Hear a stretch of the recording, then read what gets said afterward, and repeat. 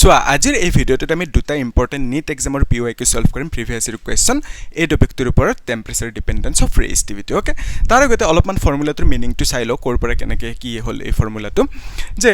এনেকে ভাবা এডাল কন্ডাক্টৰ আৰম্ভণিতে ইয়াৰ গাত টেম্পাৰেচাৰটো আছে T নট ওকে অলপ পিছত কি হ'ব টেম্পাৰেচাৰটো তুমি ইনক্ৰিজ কৰি দিলা কিমান কৰিলে T কৰি দিলে টেম্পাৰেচাৰটো ওকে সো আৰম্ভণিতে ইয়াৰ এটা ৰেজিস্ট্যান্স থাকিব হেতুক আমি R নট বুলি কলো অলপ পিছত ৰেজিস্ট্যান্সটো কিমান হ'ল দ্যাট ইজ R হৈ গল সো মিনিংটো এটো যে টেম্পাৰেচাৰটো বাঢ়িলে ৰেজিস্টিভিটি বা ৰেজিস্ট্যান্সটো বাঢ়িব ওকে তো ইয়াতে আমি দেখিলো টেম্পাৰেচাৰ T নট থাকোতে ৰেজিস্ট্যান্স R নট আছিল তো টেম্পাৰেচাৰটো বাঢ়ি গল তাৰ পিছত ৰেজিস্ট্যান্সটো বাঢ়ি R হৈ গল ওকে সো এটুক আমি কম আৰম্ভণি কেছ মানে ইনিশিয়াল কেছ কব পাৰো আৰু এটুক ফাইনাল কেছ F বুলি কৈ দিলো ওকে আৰম্ভণিতে R নট আছিল ৰেজিস্ট্যান্স অলপ পিছত ফাইনালি কিমান হ'ল ৰেজিস্ট্যান্সটো R হৈ গল তো হেতুই ইয়াতে লিখিছো এই R মানে কি হয় R মানে হ'ল ফাইনালি কিমান ৰেজিস্ট্যান্স হ'ল তাৰ পিছত R নট মানে কি হ'ব আৰম্ভণিতে কিমান ৰেজিস্ট্যান্স আছিল T মানে কি হ'ব ফাইনালি কিমান টেম্পাৰেচাৰ হ'ল F বুলি লিখি দিলো আৰু এটো কি হ'ব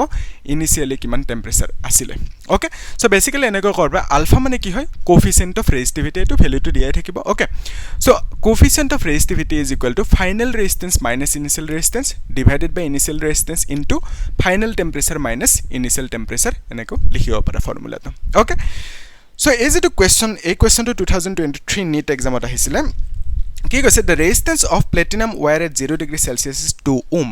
তো এডাল ওয়্যাৰ আছে প্লেটিনাম ওয়্যাৰ তো ইয়াতে টেম্পাৰেচাৰটো কিমান আছে বুলি কৈছে 0 ডিগ্ৰী সেলসিয়াস মানে এটা আৰম্ভণিতে টেম্পাৰেচাৰ যাক আমি T নট বুলি কোৱা পাৰো ওকে সো ইনিশিয়ালি বা আৰম্ভণিতে কিমান হেন টেম্পাৰেচাৰ আছে 0 ডিগ্ৰী সেলসিয়াস তো অবভিয়াসলি তাৰ এটা কিবা ৰেজিস্ট্যান্স থাকিব হেতু আমাক দি আছে 2 ওম বুলি তো ইয়াৰ ৰেজিস্ট্যান্সটোক R নট বুলি কলো আৰম্ভণিতে ৰেজিস্ট্যান্স এটুক আমাক দি আছে 2 ওম বুলি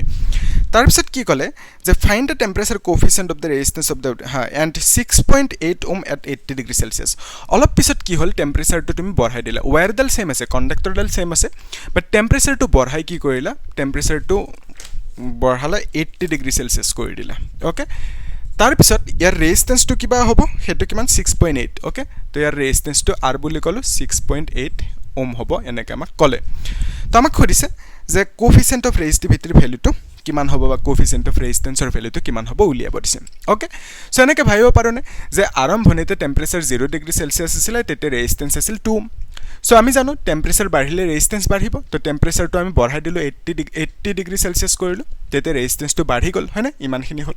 তো আলফাৰ ভ্যালু লাগে আমাক আলফাৰ ফৰ্মুলাটো কি R - R not divided by R not তাৰ পিছত T minus T not কিমান সিম্পল হয় না তো এটা সো R ৰ ভ্যালুটো কি লিখিবা তো R মানে ফাইনাল এটো হল ফাইনাল কেস এটো ইনিশিয়াল কেস তো আৰম্ভণিতে কিমান আছিল ৰেজিস্ট্যান্স হেতুক এটো তাৰ পিছত ফাইনালি ৰেজিস্ট্যান্স এটো হল তো R ৰ ভ্যালুটো আমি সিম্পল 6.8 লিখি দিলো মাইনাস R not মানে আৰম্ভণিতে কিমান আছিল ৰেজিস্ট্যান্স হেতু 2 divided by 2 লিখিবা T মানে কি ফাইনালি কিমান টেম্পাৰেচাৰ হল দ্যাট ইজ 80 তাৰ পিছত মাইনাস T নট মানে কি আৰম্ভণিতে কিমান হেৰি টেম্পাৰেচাৰ আছিল ইনিশিয়ালি টেম্পাৰেচাৰ কিমান আছিল তো এটো ইনিশিয়াল কেস আৰু এটো ফাইনাল কেস তো ইনিশিয়ালি টেম্পাৰেচাৰ কিমান T নট হেতু আমাক দি আছে 0 degree Celsius so it means এটো কিমান হ'ব 4.8 হ'ব ডিভাইডেড বাই 2 * 80 হ'ব হয় নহয় তেনেকৈ লিখিব পাৰা তাৰ পিছত 2 ৰে যদি আমি ক্যান্সেল আউট কৰো এটো কিমান হ'ব 2 ৰে 2 2 * 4 হ'ব 2 4 * 8 হ'ব তাৰ পিছত এটো 8 ৰে এনেকৈ ক্যান্সেল আউট কৰিব পাৰি এটা কাম কৰো তোমালোকে এটা বস্তু চোৱা এই যে 2.4 আছে না 80 এনেকৈ আছে সো এটুক আমি এনেকৈ লিখিব মানে 2.4 ডিভাইডেড বাই 80 যদি মই 8 ৰে ডাইৰেক্ট মাল্টিপ্লাই কৰো এটো কিমান হ'ব 8 ৰে এটো 8 10 গুণ 80 আৰু এটো কিমান হ'ব 0.4 হ'ব 3 হ'ব 8 10 গুণ 24 3 হ'ব ওকে সো আমি লিখিব পাৰো 0.3 সো ডেসিমেলটো যেতিয়া ওপৰত যাব মানে 10 টো যেতিয়া ওপৰত পঠাই দিবা তেতিয়া কিমান লিখিব লাগিব 0.03 লিখিব লাগিব ওকে সো আলফাৰ ভ্যালুটো ইউনিটটো কি হয় ডিগ্ৰী সেলসিয়াস ইনভাৰ্স তো আলফাৰ ভ্যালুটো আমাক বিচাৰিছিলে হেতু কিমান পালো 0.3 yes ইমানখিনি পালো আৰু এটুকে অপচনত এনেকৈ দিয়া থাকিব পাৰে 3 * 10 to the power -2 degree Celsius inverse এনেকৈ দিয়া থাকিব পাৰে ঠিক আছে এটো আৰু ডেসিমেলটো এডজাস্ট কৰি দিলে হৈ গল সো এটা কি কৰিলো জাস্ট আমি ফাইনাল ইনিশিয়াল কেস কৰিলো okay so final resistance minus initial resistance কৰিলো final temperature minus initial temperature কৰিলো বাকি ইজি ওকে R নট মানে ইনিশিয়াল আৰু নট কেস টু ইনিশিয়াল বুজাই আছে T নট মানে ইনিশিয়াল R মানে ফাইনাল হ'ব ৰেজিস্ট্যান্স T মানে হ'ব final temperature easy question so এটো হৈ গল সো তোমালোকে এখিনি নোট কৰি ৰাখা নেক্সট সিটো কোৱেশ্চন এটো নিজে ট্ৰাই কৰা এবাৰ তাৰ পিছত সলিউশনটো চাবা ইজি হয় পাৰিবতো লাগে হয়নে এই কোৱেশ্চনটো আহিছিল 2019 NEET এক্সামত ওকে কি কৈছে find the temperature at which the resistance of a conductor increases by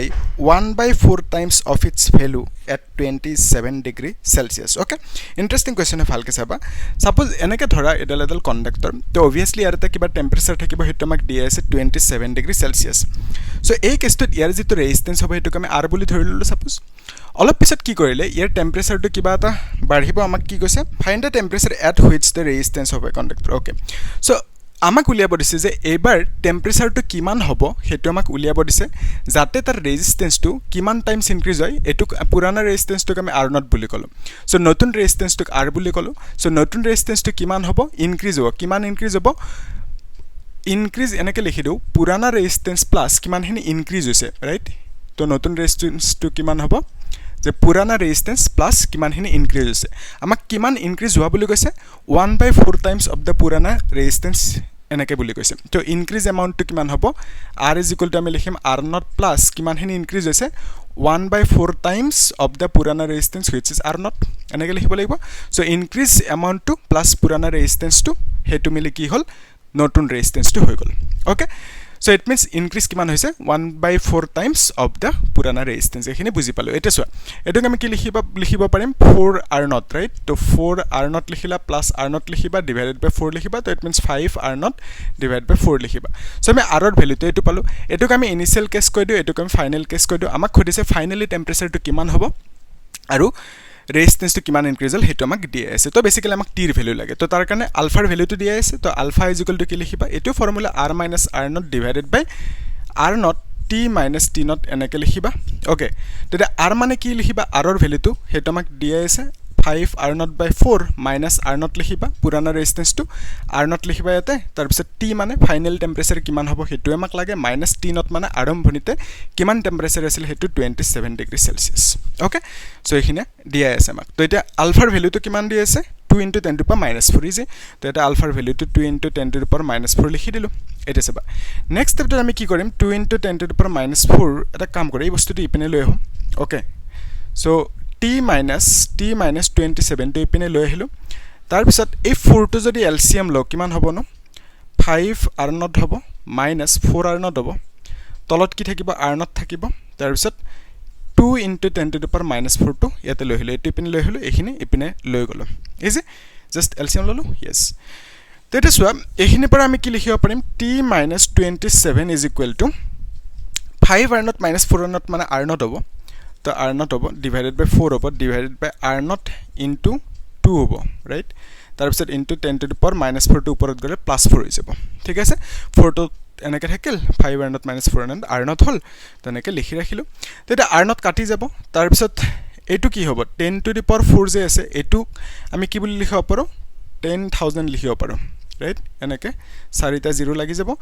divided by 4 টো তলত আহিব তাৰ পিছত into 2 হ'ব R not কাটি গল yes তেতে 4 এর এটো কিমান হ'ব 4 25 গুণ 100 25 গুণ 100 তাৰ পিছত 0 0 থাকিল দুটা 2 এর এটো কাটি যাব 2 1 গুণ 2 2 2 গুণ 4 হ'ব তাৰ পিছত 2 5 গুণ 10 হ'ব তাৰ পিছত ইয়াতে 0 এটা থাকিব সো বেসিক্যালি টিৰ ভ্যালুটো কিমান হ'ব 1250 plus 27 হ'ব okay that is equal two 1277 হ'ব আৰু এটো ডিগ্ৰী সেলসিয়াস লিখি দিবা সো এটো আমাক বিচাৰিছিল যে ফাইনালি টেম্পাৰেচাৰ কিমান হ'ব হেতু কিমান পালো 1277 ডিগ্ৰী সেলসিয়াস পালো ওকে সো এখিনি আৰু বেলেগ একো নাই তো আমি কি কৰিলো আৰম্ভণিতে কিমান ৰেজিষ্টেন্স আছিল টেম্পাৰেচাৰ কিমান আছিল 27 ডিগ্ৰী সেলসিয়াস তো ৰেজিষ্টেন্স আছিল R not তো ৰেজিষ্টেন্সটো কি হল ইনক্ৰিজ হল কিমান ইনক্ৰিজ হল 1/4 টাইমছ পুৰানা ৰেজিষ্টেন্সটো যিমান আছিল তাৰে 1/4 টাইমছ ইনক্ৰিজ হল সো ইনক্ৰিজ হোৱাৰ পিছত নতুন ৰেজিষ্টেন্সটো এখিনি পালো তো বেসিক্যালি ৰেজিষ্টেন্সটো আমি কম যে পুৰানা ৰেজিষ্টেন্সটো যিমান আছিল নতুন ৰেজিষ্টেন্সটো ইনক্ৰিজ হল তো ইনক্ৰিজ যেতে হ'ব ৰেজিষ্টেন্স তেতে টেম্পাৰেচাৰ বাঢ়িব yes হেতুৱে মিনিং টু টেম্পাৰেচাৰ বাঢ়িলে ৰেজিষ্টেন্স বাঢ়ে বা ৰেজিষ্টেন্স বাঢ়িলে টেম্পাৰেচাৰ বাঢ়িব এনেকে ভাবা তো ইয়াতে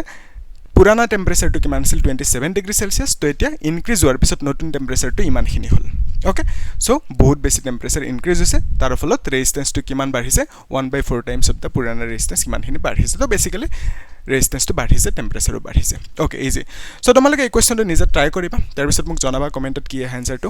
আমি নেক্সট ক্লাছত বাকিবোৰ টপিক চাম এনেকে যে কম্বিনেশন অফ ৰেজিষ্টেন্স পাৱাৰ এবোৰ সব গুটে কাহানিবোৰ চাম এটা এটা হেতুৱে কৰি আছো না প্ৰথমে টপিকটো পঢ়িছো তাৰ পিছত নিউমেৰিকেল সলভ কৰিছো বৰ্ডৰ PYQ JEE NEET PYQ এনেকে সলভ কৰি গৈছো তো তোমালোকে সিৰিয়ালি চাবা প্লেলিষ্টত তাত বঢ়িয়াকৈ দি থোৱা আছে বস্তুবোৰ ঠিক আছে আৰু এনেকৈ বাকী চেপ্টাৰবোৰ কৰি যাম হ'ব তো তোমালোকে চেনেলটো ছাবস্ক্ৰাইব কৰি থবা লাইক কৰিবা শ্বেয়াৰ কৰিবা আৰু কিবা ডাউট আছে সুধিবা ঠিক আছে থেংক ইউ